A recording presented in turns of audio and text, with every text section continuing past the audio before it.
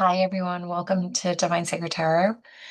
There is a very subliminal music on in the background. It is called I Am Not Afraid. It is a creation mantra, and I feel like it's so appropriate for this very specific message that I'm going to be channeling for you here today. And right now we're in a very auspicious time. I'm seeing lots of 222s. I'm seeing lots of 111s, lots of unions around these messages. So I'm going to pull out 20 cards.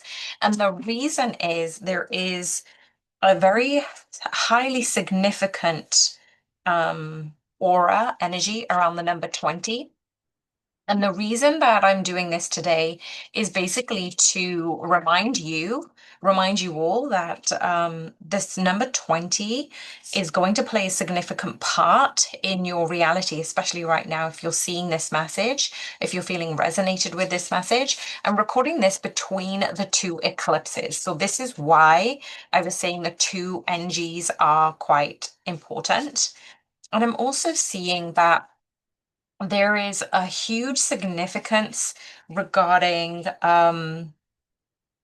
what you're creating. Thank you, Spirit. Yeah, between these eclipses, even though you're shedding an awful lot, you're actually going to be inviting in a whole new energy. And this is going to take you between now and the next decade, I'm hearing. So we've got quite a few cards out already, and I'm going to count them as well because 2, 4, 6, 8, 10. So we haven't got there just yet. And I'm going to keep shuffling and keep adding in cards.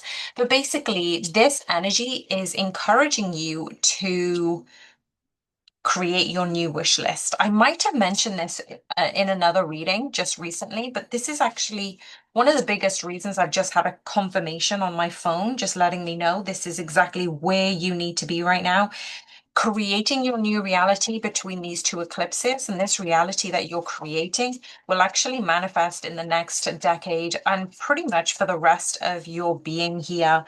This is a list that you are going to be creating about everything that you want, and it's going to meet you in such a high level frequency because of these energies. Six of Swords just wanted to come out and make themselves known regarding how quickly this is going to come to you. Okay, now cards are just flying everywhere. Ace of Cups, you guys. Six of Pentacles, Seven of Pentacles. Yeah, this is your rebirth. This is the way you're going to manifest all these things. 12, 15, 18, 19, 20. Okay, so I got 21 cards. Temperance is at the bottom of the deck, which is so appropriate. If we've got Temperance at the bottom of the deck, for me, it epitomizes the two cups being ebbed and flowed, yin and yang, into this equilibrium, into this harmonious balance. So yes, 2021 is very important. And you are creating this new wish list, this new list of things that you want to manifest in this new reality. So it's happening right now. And I'm recording this on the 11th, and it's about to hit 11/11 as well. So I am kind of being asked to hurry along with this message because it's going to be very short. It's going to be very purposeful. But basically, we've got a very fast moving energy. It's going to change your world. Knight of Wands, the World card. You are going to be asked to focus on your passion, Queen of Wands. It's going to bring you back home to the union within you.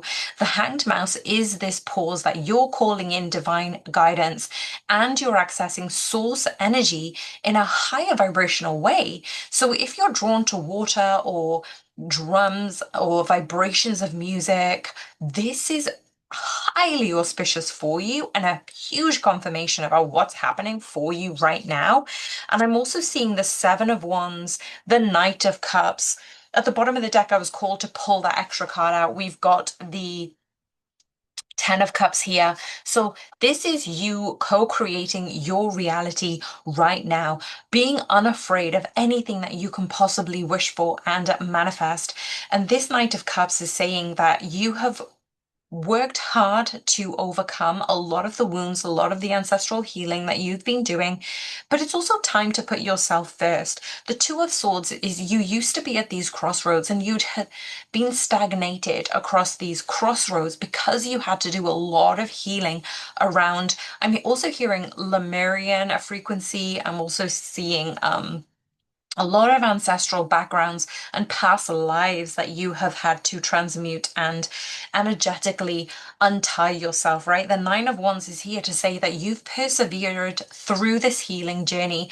You've come to a stage where you've focused on yourself. You've brought yourself from the masks, from the illusions, from the simulations, and you've been cutting all toxic cords, which is the old story that you no longer can return to. And this is why we've had the eclipse and the full moon going on. We've also got the Three of Cups, which is this indication that you are surrounded by your ancestral lineage. Those of them who have been asked to stay by your side, and obviously they're transient. We've got 1111 number right now. You could have certain archangels that show themselves up for certain lessons, for certain healings. But now it is your choice who you call into your energetic circle. This Ace of Swords is a reminder to say that you need to speak your authentic truth from your heart. The Page of Swords is saying it doesn't need to be in a hateful or a crass manner. It can be small, and it could just be speaking into the moon, speaking to the stars. A lot of you have had these conversations to the ethereal realms. You feel like you're on your own or you're lonely, and you end up speaking this into existence. But the spirit world, the source energies are actually communicating with you. We've also got the devil energy and the justice card saying that you weren't ever alone in your period of healing. Even when you felt the most loneliest, that was when your angels and ancestors were right there beside you, even if you weren't able to acknowledge at that time what they were doing or how they were doing it. It was almost like you were protected so much that even through the darkest moments where you ugly cried or you cried yourself to sleep, this is the penance that you had to pay for your old ancestral wounds, but also your reclamation, your rejuvenation, your rebirth is coming through having the ability to carry all of that baggage and burdens on behalf of others. And you did so willingly when you came into this world, and you carried that blueprint, you carried the trauma as your soul contract. That was where you said, I'm not afraid to carry all of this. And you are such a brave, unique, amazing soul that you are able to choose that. So when people say that, why am I here on this earth? You've done so much already, and you have no idea how much you've changed other people's realities, your ancestrals' realities.